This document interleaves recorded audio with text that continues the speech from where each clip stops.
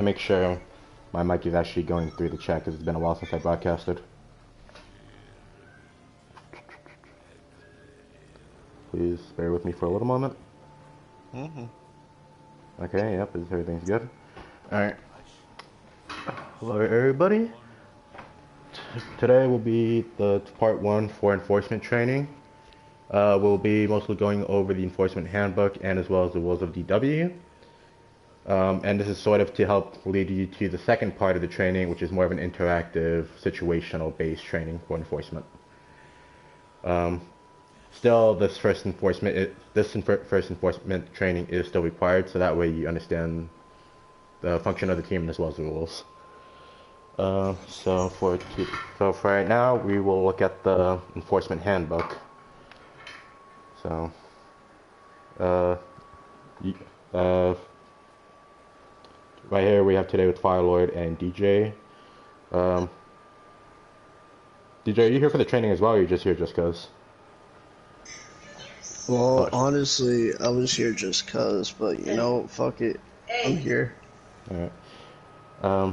And Firelord, you're here because you want to. So, yes. If for those that can, try to follow along on the enforcement handbook that was put it into the chat. And I also request that you do not go into any games or anything like that. Just chill in the lobby or in the menu, whatever works best for you. Alright, so first we're going to go ahead and go over the overview of the enforcement team. In short, it is kind of like what the name implies, is that we do enforce the rules in the clan and as well as in the community. We sort of help maintain the peace as well, so not only just, taking cases where there's a dispute between others, but also making sure we can diffuse any sort of situation in between people before it becomes a problem. So sort of like a mediator, if you will. Okay, so yeah, the enforcement, we have several sort of, I guess in the handbook says mechanism, but sort of, in that detail, we basically have processes that we do when dealing with said cases if it does become an issue. And in short, when a case does happen, the enforcement team works closely with the clerk representative, where they would help note down any sort of information such as strikes that happens if a strike were to happen. But also as well as sort of to get an update for people within the chat. So, alright, yeah. For now, does anyone have any questions, DJ, Firelord? Not yet. But I will say this right now. Sorry, you're lagging for me a bit. Related to Enforcer, I include that maybe I will disconnect. Firelord, you gotta check yourself, or you're breaking up really bad. Your mic's breaking up a bit. Is this better? Yeah. Go ahead. In 3 minutes, I will be taking some food out of the oven, and when I go in the kitchen, my mic will disconnect. So I just wanted to warn you on that. Alright, yeah, just let me know so I'm okay with momentarily pausing it. Alright, thank you. Alright. So without that, let's go ahead. So as much as I will be going over the handbook as well, there are some changes that haven't been added to the handbook as of yet. So I will also be going over that as well. Okay, so the first thing is that we no longer issue warnings. It depends on the severity of the said issue that may happen. So that's sort of up to the discretion of the enforcer in charge of the case. And then the said enforcer that's in charge of the case is the only person that has sort of a say in that case. The other enforcers shouldn't be included in the case. If that makes sense. And while that's starting to happen, the person that's in charge of the case is the person that hears the case first, so the story, or the person who reports it to them. So in short, if someone comes to you directly and messages you or tells you in a party that, so-and-so did this or this happened or whatever, automatically the person that heard it would take the case. But if said person says they have an issue, you can redirect them before they tell you the story to say to the enforcer that's in sort of on the job, if you will. I'll go into more detail what I mean by on the job, so for now just keep that in mind. But an enforcer is capable of redirecting the person to another person, which I'll explain why, like the reason why why enforcer would do that. So backtracking a little bit. So after a case has been given to an enforcer, they have sort of the ultimate say in that case at that moment. So during that case, the enforcer will investigate sort of what happened. Question or ask any people who was there, get their perspectives on what happened, and as well as what happened? Oh, none. Keep on going. Okay. As well as any sort of perspective they had on it. So whether they were there in the party just talking, or whether they were there like in game. As well as any sort of videos that they may have been recording at the time. That's also good to look into. So yeah, during that case, the first step is of course hearing the story. After that, hearing the story from the person that reported it. After that, you look into the details of what happened by doing your own investigation. And then after you've asked people that were there about like what happened during that incident, as well as any video that may have been included there. From there, you would then sort of talk to the individual that were in the. My food's done. Can we pause for a sec? Yeah, go ahead.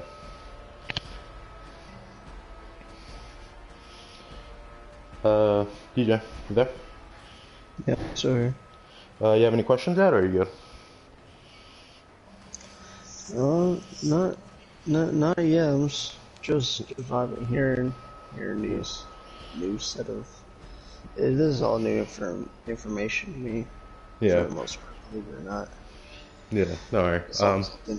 Yeah, that's why I said this is sort of going over and preparing you for the next part of enforcement training, which, like I said, would be more of a situational practice of like what happens. And yeah, I do apologize if my sort of wording and what I'm saying is sort of like all over the place a bit. This is the first one this is the first training I sort of hosted on my own like this, and I didn't exactly prepare well, so.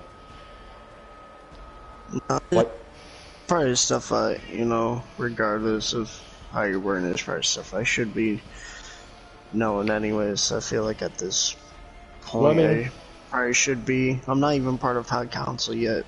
Yeah. I should be. I have just be.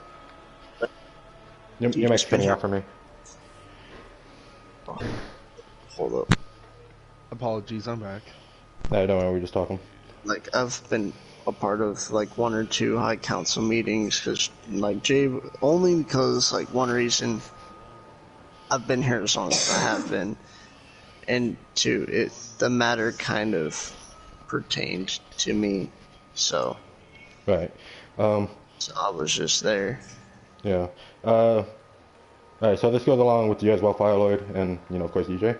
At any point, if there's any sort of questions you may have, feel free to stop me, or any sort of gaps that you're unsure of. Just feel free to stop me and I can clear it up, or just let you know that I'll cover it in a sec, or in a bit.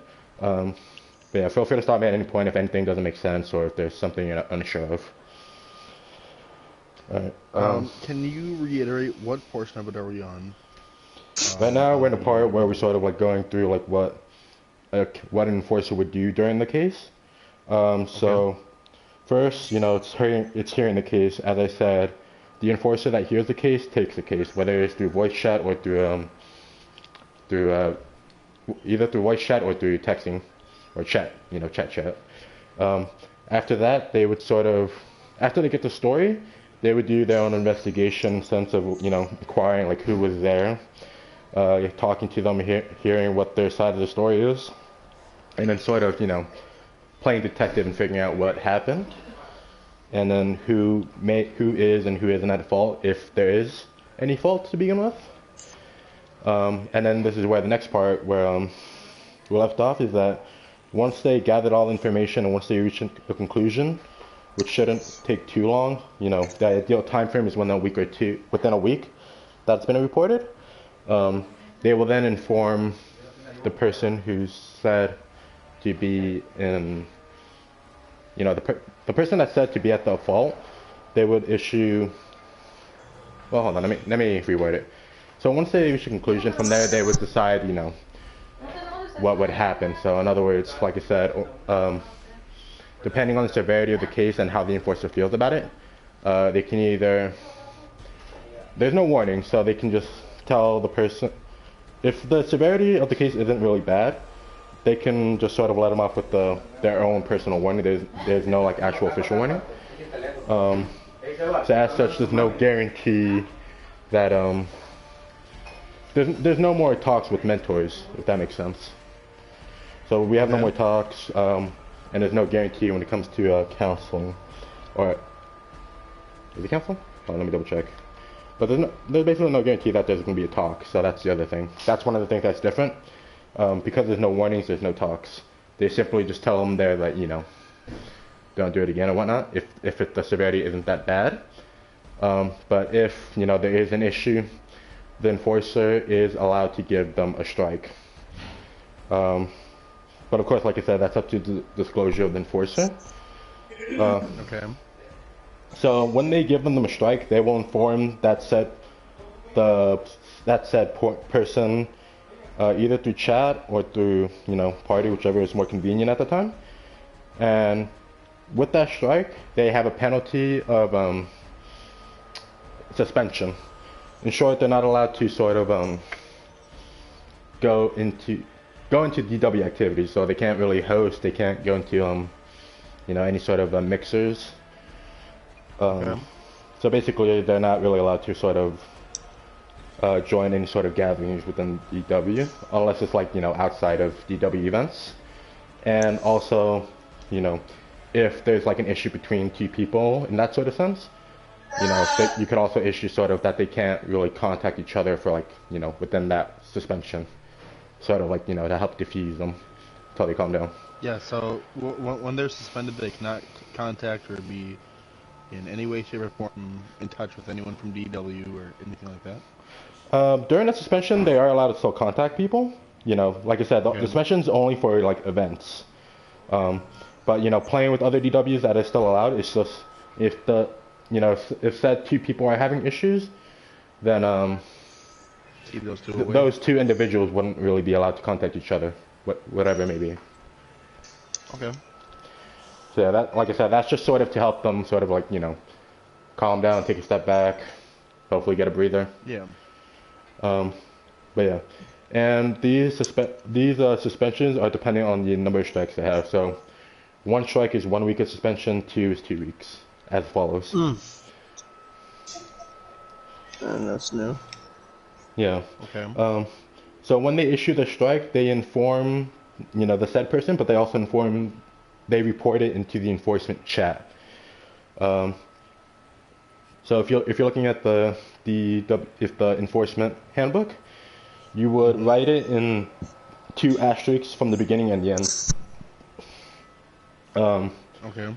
And then in there you would sort of state sort of like what the issue was, and as well as like your sort of your final decision of the issue, like what the issue, like there's no strikes or there's a strike to this person or something like that.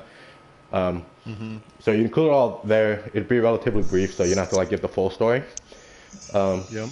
And in this way, you know, other team members in enforcement can see that this and this happened to this, and also the clerk's member that's keeping track of the strikes can also check to see if the handbook needs to be, or the if the sheets for that track the records of the clan need to be updated. Okay. But yeah, and then when it comes to issues, the reason it's also important to sort of keep track of this is that depending on if the issue is a repeated issue, it gets a more severe punishment in a sense, because, you know, they've already been talked to and warned about it. Okay. You know, So of course that's also a keep track. And then if you're unsure if the person has received a strike before, you can ask in enforcement chat to see if any other enforcers know, or you can message the clerk representative directly to ask them if the person had a strike or not. So that way, and as well as like the reason. That way you have it. Okay. And you know, just for the reference, the clerk sort of in charge of that chat would be me, Central Shark. So you can DM me if you have any questions about it. Yeah. So like I said, when it comes to strikes or issues, if it's a repeated offense, even if it's on a different person, if it's the same issue again, it'd be a more severe punishment than last time in a sense, because like I said, they've already been brought up for the same reason. All right. Okay. Yeah. And then, of course, the rule of thumb when it comes to these strikes is that once they receive their third strike, the person is kicked from the clan. So if it's a person's third strike, that strike would only be approved by a Grand Duke, so a Purple Heart, because they need to check it so that way they can determine whether or not the person should be kicked from the clan. If I can ask, Go ahead. So say that someone does get kicked from the clan, but a few months or however X amount of time has passed, and they want to rejoin, would they not be allowed to, or would all of the enforcement team and High Council have to come together and just kind of figure, hey, should we let this guy back in or not? Typically they wouldn't let them in. I do know that if a person just leaves just like out of the blue without you know, striking or anything, they can't come back a maximum, I think, twice. I don't remember the exact, I think it's only once, but it might be twice. For strikes, like I said, it's been a while since I've looked into it. I think you can come back after some time, but as far as like to the best of my memory, I don't think you can. Okay. So that's why you should be especially careful. Okay. That's why I should especially noted that, you know, if a person gets a second strike and you know I have their second strike, or you're giving them their second strike, let them know so that way they know that, you know, the third one would mean that there's a chance that they can be kicked out of their clan. Okay. Did that answer your question, or? It did, yes. Okay. Alright, now going back to the suspension. There it is, or not suspension, but going back to like sort of the conclusion of an enforcement case. An enforcer can state a different resolution each time, you know. When I say suspension, it doesn't have to be for the whole week. It's only suspension for that clan activities. So in other words, when it comes to suspending between people, it's up to the discretion of the enforcer to decide, you know, if it's best or not, if these people should stay apart or not, with a minimum of 2 days or a maximum of 2 weeks. Okay.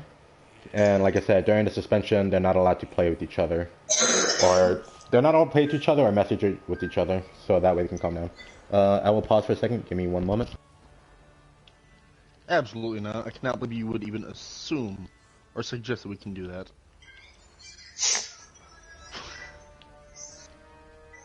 Hey, by the way, DJ, I absolutely despise you from last round. That was stupid. Alright, I am back. Welcome back. And then the rule of thumb is that if both people were to join this, actually wait, no. If both people were to join like a public match, whether they be on the same team or against each other, they both would have to back out or close app immediately. Okay, and that's only for the ones that are, like they were the reason. No, it would be the person that joins. Okay. If that makes sense. So, in other words, if like A and B are suspended from like contacting each other or playing with each other, if A is already in a match and then B joins either halfway through it or at the end of it, the second that they notice, they need to back out. B needs to back out immediately. Right, And sort of like the right away. enforce those situations if neither of them decided to report it? Like report them coming together.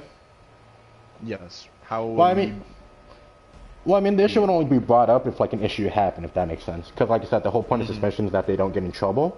So if they're like still talking in private and like, you know, being buddy, you know, in the end of the day, as long as like no real issues happening, you know, there's not really too much fault.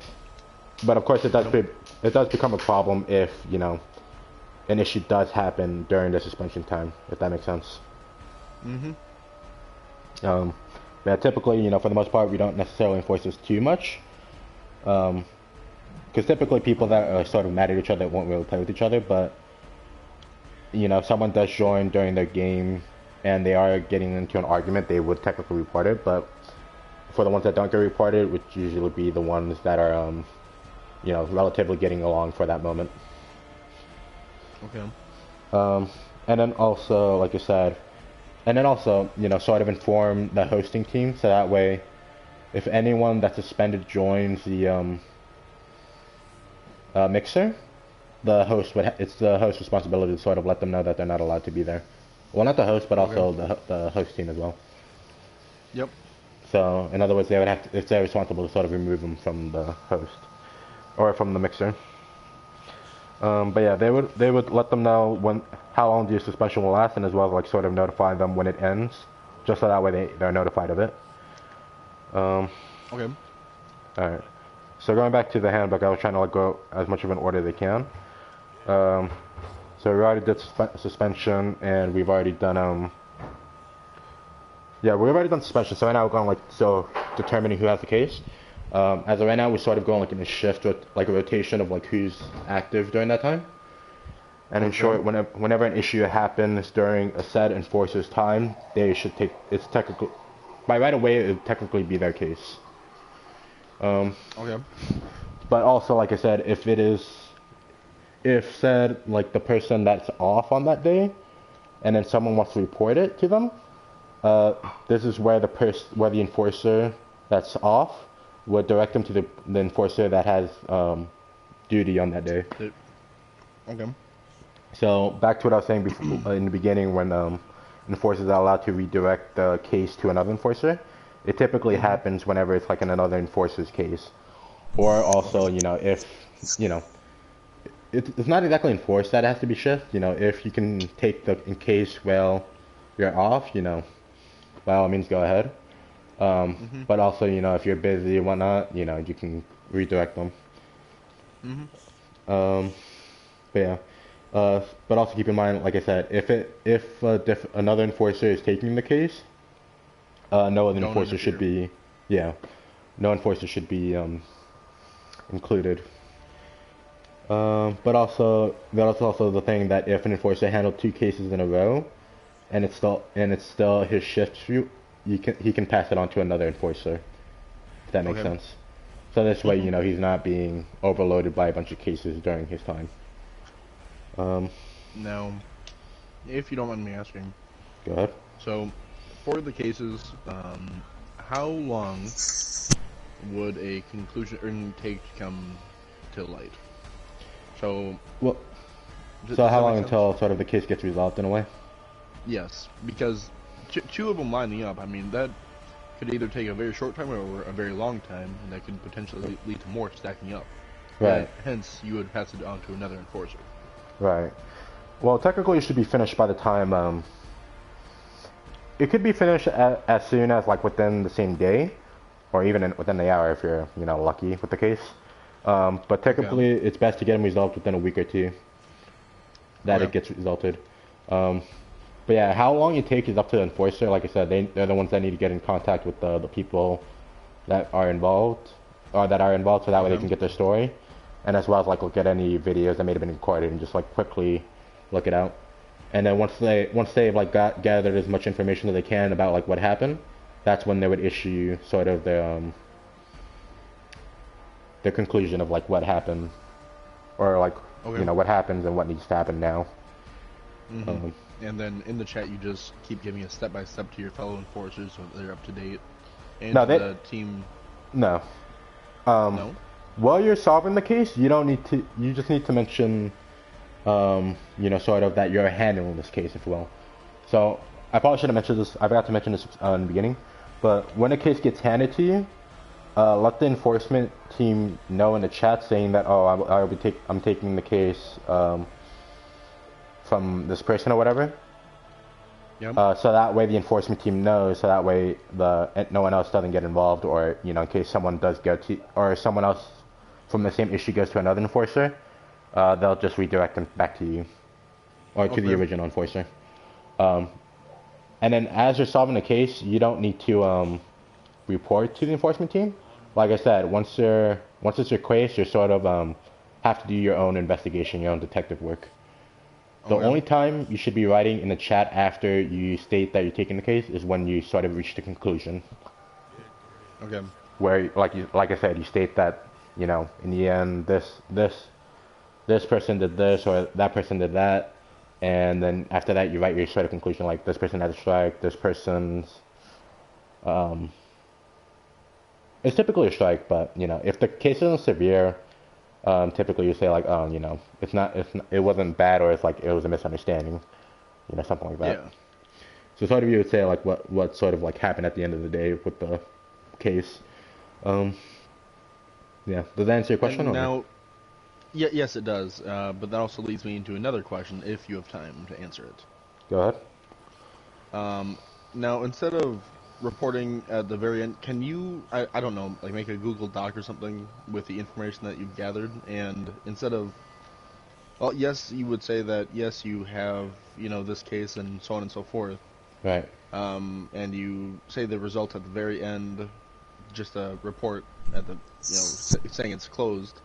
Right. Can you, I don't know, throw a Google Doc and then just send that link to the group so that, they can see your findings and such, or is that overkill? Oof. Well, like I said, we do already have an Excel sheet where it does record strikes. I'm not so much talking about strikes, but just evidence and all, so that if, this person says, oh, well, I want an appeal, then they would have the evidence that so-and-so gathered, and then the other enforcers can make their own decision while getting their own evidence. Yeah. So I guess I'll get into appeal right now. I'll explain your question first, and then I'll go over appeal real quick. So when a person gives an appeal, it's typically within the time frame of them getting sort of a strike or whatnot. So if they want an appeal, they have to pretty much do it as soon as possible. So that way, the memory's still there, and it's happened recently. The person that's in charge of sort of the appealed case, they would talk to the enforcer who's on the case to sort of like get their perspective on like what happened or what they gathered, and then from there, they would sort of talk to the other people involved as well to sort of like double check their story and whatnot, like do whatever they need to do. And then from there, if they determine that if the case was too hard, if the strike was too much or like the punishment or whatever, or if there was like some new evidence that they didn't find out before, then the enforcement in charge is sort of allowed to sort of I guess I don't want to say reprimand, but basically they're allowed to sort of reverse the conclusion of it, so the strike. Typically that would be involved with the whole team, typically, so that way everyone's aware that that this person is trying to get their appeal their strike, because there's more or less an issue that does need to be agreed on. But typically for the most part, it's just one person that does the investigation, and then informing others that sort of the same thing with the actual case of enforcement. When they make the appeal to the other enforcer, they would check it out, and then they would make their sort of decision and let the team know. Okay. And as for like you're saying, like with the details, if it's like later on, like I said, we do have a clerk in the chat that sort of records it, where they record the number and as well as the reason. So you don't really need to worry too much about trying to remember. We won't have the exact evidence on file, but we will have the reason. Okay. Yeah. But like I said, the clerks are sort of meant to sort of keep track of a lot of information, and strikes are one of them. So. Okay. Yeah. So like I said, if someone does come up with appeal, typically they would go to the enforcer that's in charge of it, and as well as doing their own investigation. Okay. All right. Any more questions, or is that answer your question as well? That does. Okay. DJ, you still with us? A little bit. Who's here? I am. I'm still coming down. All right. All right. So continue where we left off.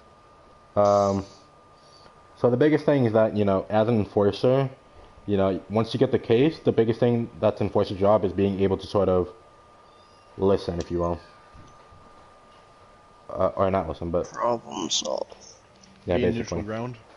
Yeah, because like I said, you know, once you listen to the case, it is yours by default. So sort of like the listening clause. Um, so basically, if you listen it, it's yours. If it's not your shift, like I said, you can redirect the person to the enforcer that's active. But you know, like I said, this isn't too heavily enforced. It's just sort of to let people sort of have their on and off. So if you're up for it, you know, you can go ahead. Um, Mm-hmm. but yeah, this whole thing, like I said, of redirecting people before you hear it, is so that way people don't have to like retell the stories multiple times. Yep.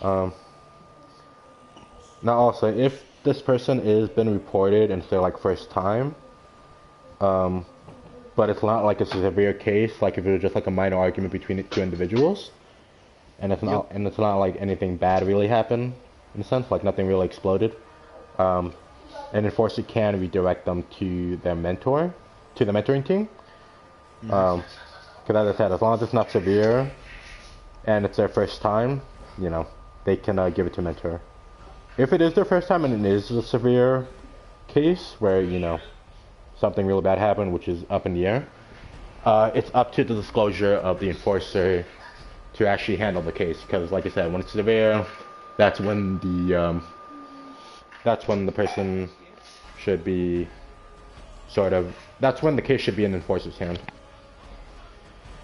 So yeah, so we'll go over once again about how like the whole enforce of the how to enforce the case. So if you're following all in the handbook, so once you hear the case, you start contacting all parties involved and as well as any witnesses. Like I said, talk to them, gather information you can about the incident. And like I said, there's sort of like detective work where you try to gather any and all information that you can, whether it be talking to an individual or watching a video that may or may not have been recorded. Okay. And then once you do that, you sort of inform the enforcement team through the chat of like the issue as well as like any sort of you inform them the issue of like what happened, as I said. And from there, once you sort of gathered all information of what happened in the case, this is where you need to sort of be unbiased, whether it's your friend or whether it's someone you dislike. Mm-hmm. In that case specifically of what happened, you would need to give an unbiased decision based on all the logic. So in other words, all the information you gathered from talking to people that were there during the issue. Okay. So your biggest thing, like I said, for an enforcer is to sort of, go detective mode and talk to people involved, and as well as listening. So keep that in mind. Okay. So then once you've come to a conclusion, inform the parties involved of the sort of like your final decision, your ruling, if you will, and as well as the outcome. And as well as letting them know all information for the reason of the ruling, and as well as like the punishments or the suspension, if you will. So you you will let them know when the suspension starts and when it ends, Okay. and as well as like the respective person of like whether they got a strike or not as well, and as well as the reason behind it ultimately. Understandable. Yeah. And then once you do that, like I said, you would what's it called, inform the hosting team, like I said, so that way they are aware, not for the strike, but let them know that this person is suspended until this time from joining any mixers or any VW events. Of course, there are some sort of exemptions where if it's like, as long as the case isn't really severe, and if like this person and as long as the host is like okay with this person joining, there can be some exemptions made. Okay. So keep that in mind. But yeah, so once they enforce that case, like I said, once they reach the decision, they would inform the enforcement chat. So, and again, I apologize because, like I said, it's been a while. So once you take the case, you would first just let them know that you're taking the case. You don't have to give them any details yet. You just let them know that this person reported this to me about this or something like that. So something very brief. Doesn't have to be too much explanatory. once you come to the decision and you inform like the said hosting team captain and as well as like the parties that were involved in the incident, you would message in the enforcement chat letting them know what happened and what your final like ruling and decision was. And this would be paired with 2 asterisks in the beginning and the end, so that way they would know. Okay. The next part is the appeal, which I went over, but in short, an appeal is basically a DW's request to have sort of like their case reevaluated. So, as I said, typically it would be one person, just because, you know, not to have a lot of people, but for the most part, like I said, it is kind of like a team-based decision about whether or not the ruling would get revoked or not. Of course, yep. But like I said, when it's individual, typically it's only if the person will sort of like look into the case once more. But typically it would be the same enforcer that was in charge of the case would be the one to sort of tell them what happened and what they've learned. But you know, if there's any like sort of missing gaps or anything else that someone wants to talk about, another enforcer could look into it. But yeah. Okay. So and then during this talking between the enforcers, its decision is based by voting. So once the decision is made, the decision is final. So whatever they get from the appeal is what they get, and it can't be changed. And then alternate things can happen where, you know, the ruling can be revoked, but also if the enforcers determine it's a more severe act than was initially thought, they can act on more disciplinary action. Now, can I just ask something? Is there such thing as acts of treason? What? I mean, what would you call Geo? Such things as acts of treason. Trying to influence your fellow clanmates to leave with you? I wouldn't call that treason. I don't want to bring my own personal that. opinions into this because, you know, I was in play with that whole thing. So was I. I understand. Yeah, but like I said, I was like directly involved. You know, Gio treated me like a scapegoat, but like I said, I don't want to get too deep into this. In short, what I'll treat Gio is sort of a case of sort of bad timing where it was hard to sort of get everything to agree with each other, like the evidence in line. If that makes sense. Now, Go ahead. No, you. So in short, when these sort of things happen, or when this did happen, you know, after the whole resolution between that issue, a lot of things did change. So that's why we're sort of reformatting how the how issues get handled, if you will. Go ahead. So say that say that I'm throwing this out there just as, you know, not saying it will happen, but say that I become an enforcer, a personal opinion on someone that was reported. Can I either ask another enforcer to step into this so that I cannot be the one that can judge whether or not I have a personal opinion of said person? Right. Like if now I know that you have to remain neutral and I understand that, but if it's one of those like really strong, like either I don't like this person or hey, this person's pretty nice and all that, can I ask another enforcer to help me, either A, help me with it, or B, take this one over? Well, typically, like I said, even if you have like strong resolution, you know, if you can handle, if you can keep your emotions in line, you know, it's okay for you to handle it. But if you're like closely tied with the people involved, you can request that another enforcer take the case. But like I said, once you realize who is involved, hopefully before the person tells you what happened, you would let another enforcer know. Even if it's during your time, you know, you let another enforcer know. But as I said, for the most part, just do your best to not sort of get emotions in play, whether it's someone that you dislike or someone that you do like a close friend. That makes sense. Understood. And of course there are some like, yeah. But yeah, like I said, if there's any sort of like issues when it comes to emotions in play, for the most part, try to keep neutral. But if you know you can't help but, you know, sort of take emotions in there, feel free to ask another enforcer to step in, or another enforcer to take the case. Yeah. But as I said, I appreciate it. yeah, so to answer the question. But as I said, this sort of enforcement thing, it has gone through some changes over, a lot of changes recently, especially. But for the most part, like I said, this isn't like the perfect strategy. There are bound to be some gaps here and there. So, like I said, part of enforcement is also being able to sort of act on your own accord. So, being self-dependent, if you will, to sort of, perform actions based on your best judgment from the scenario. Okay.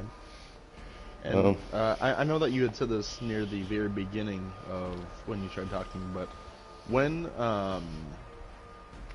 someone is reported, Right. and you start going for it, when do you contact a mentor, or don't you?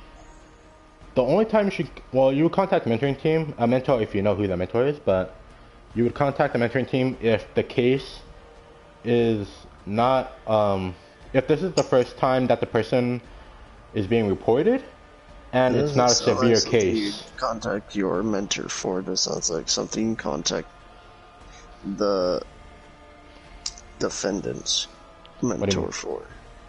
Oh, like the mentor to defend their Padawan?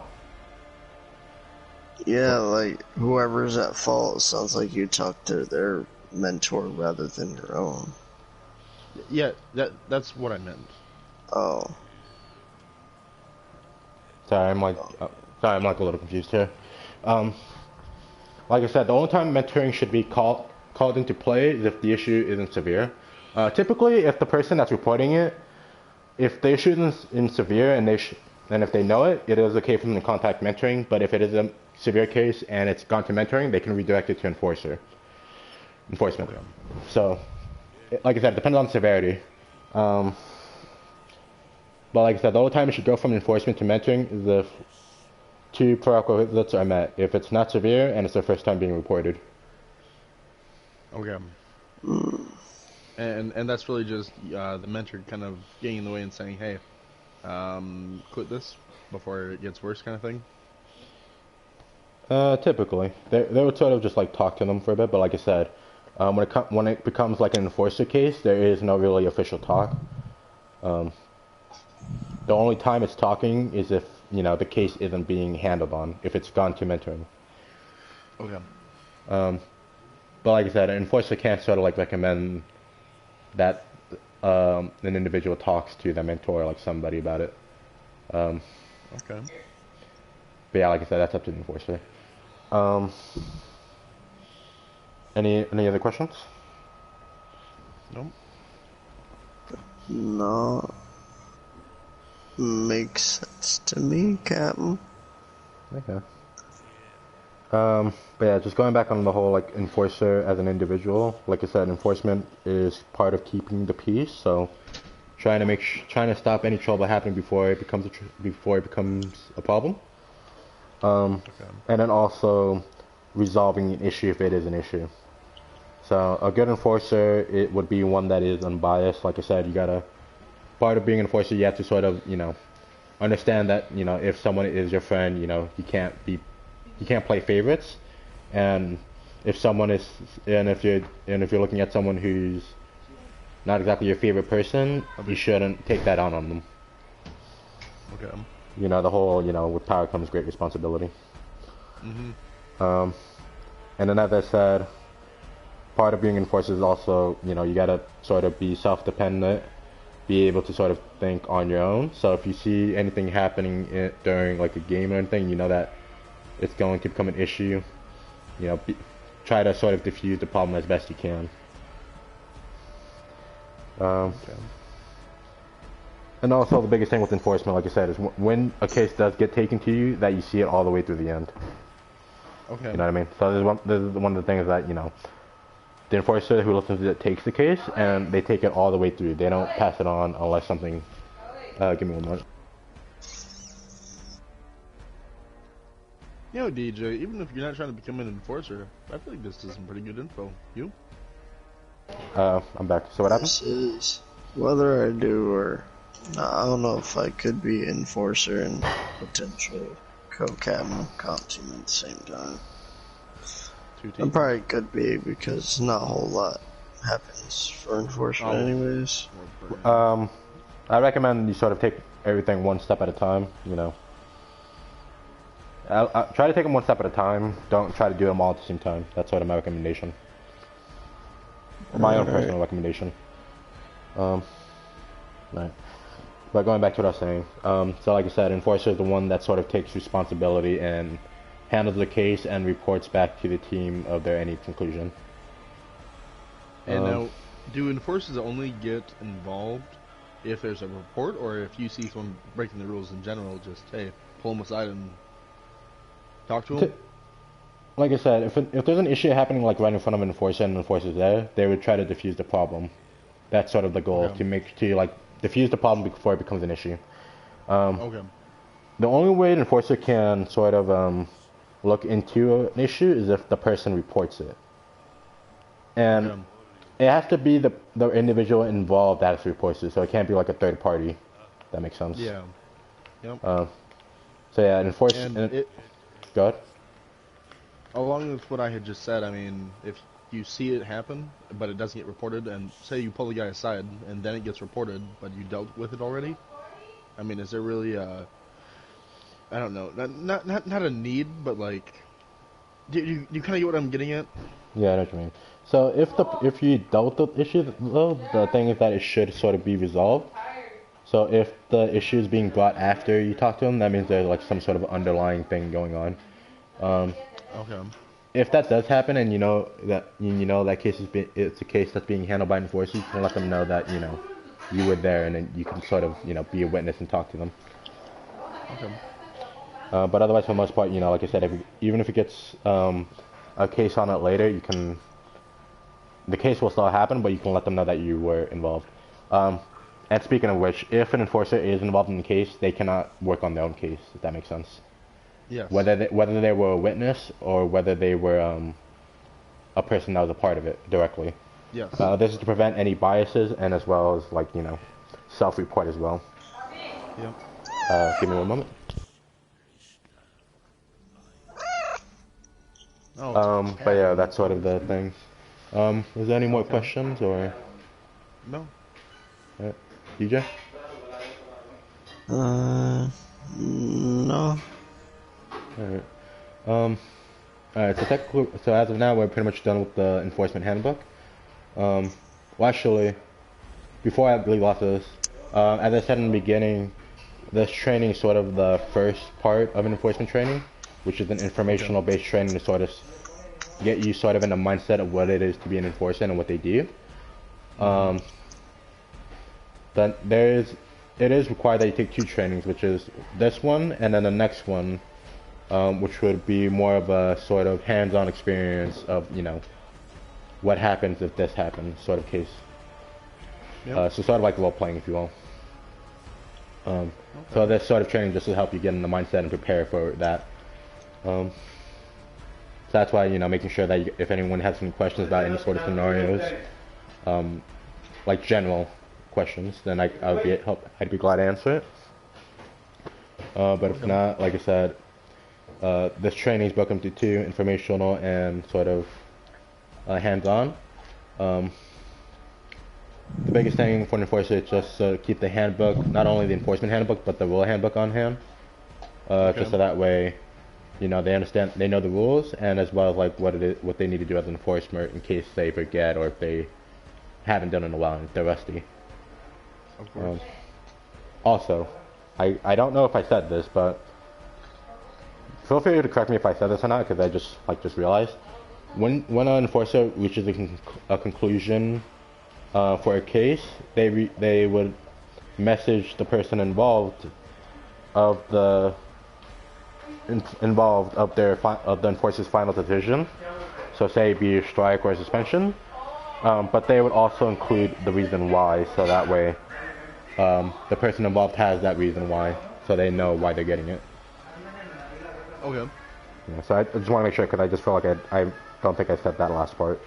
Yep, yep, when they get reported and the conclusion is made not in their favor, let them know, and with the reasoning behind it and so on and so forth. So that way it's not like out of the blues, and that way they shouldn't be acting surprised.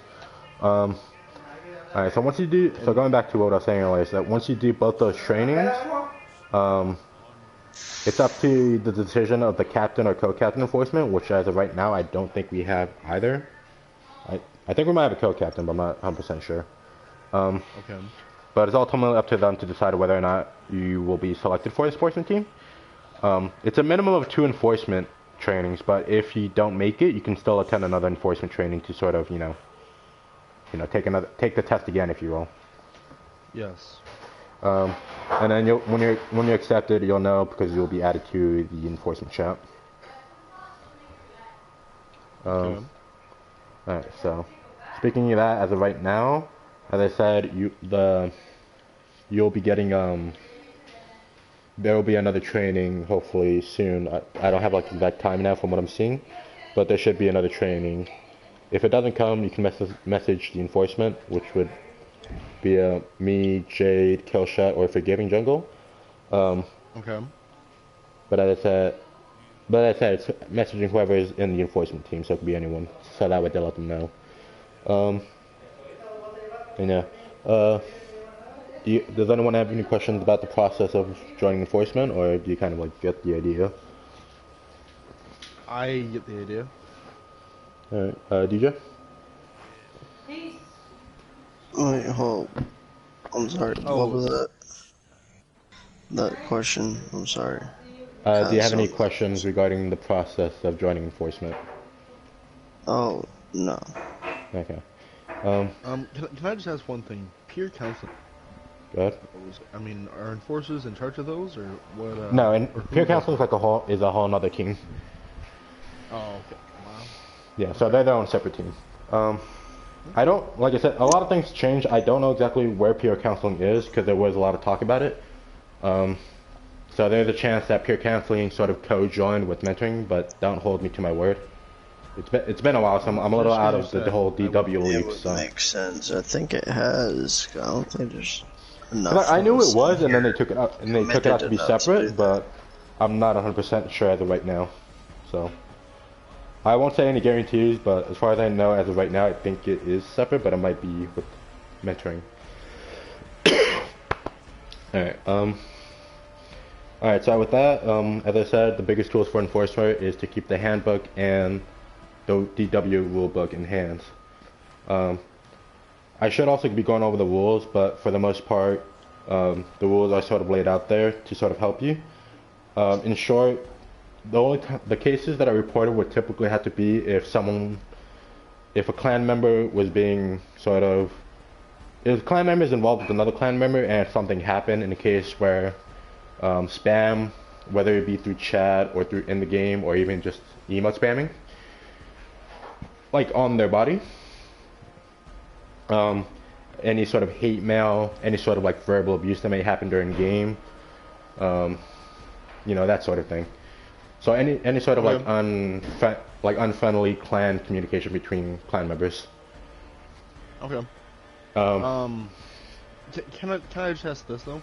Go ahead. If an enforcer is reported, does that enforcer, for the time being, lose their ability position? to not so much position? Well, actually, sort of.